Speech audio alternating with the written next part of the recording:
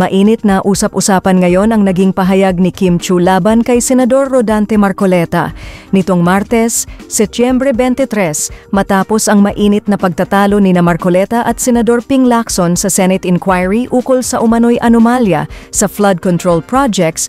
Nagbahagi ng matapang na post si Kim sa X, dating Twitter. Ngunit agad din niya itong binura kalaunan.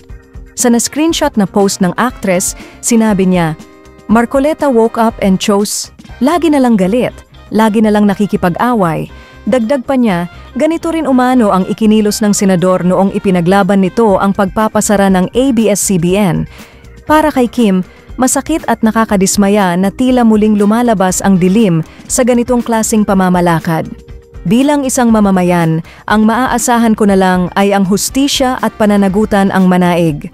Panahon na para magwakas ang kasinungalingan at pang-aabuso, pahayag niya. Marcoleta woke up and chose, he is always angry, always picking a fight. This is the same way he went all out pushing for ABS-CBN's shutdown. It's frustrating and heartbreaking to see the same darkness play out again.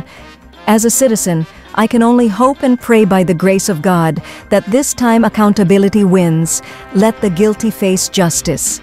Enough lies, enough abuse. It's time for the darkness to end.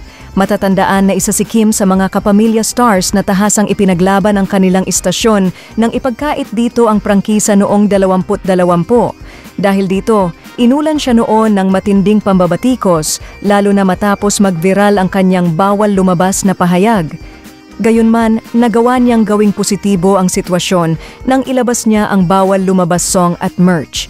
Samantala, hinala ng ilan kaya binura ng aktres ang kanyang post ay dahil sa posibleng panibagong pambabatikos mula sa mga taga-suporta ni Marcoleta at dating Pangulong Rodrigo Duterte.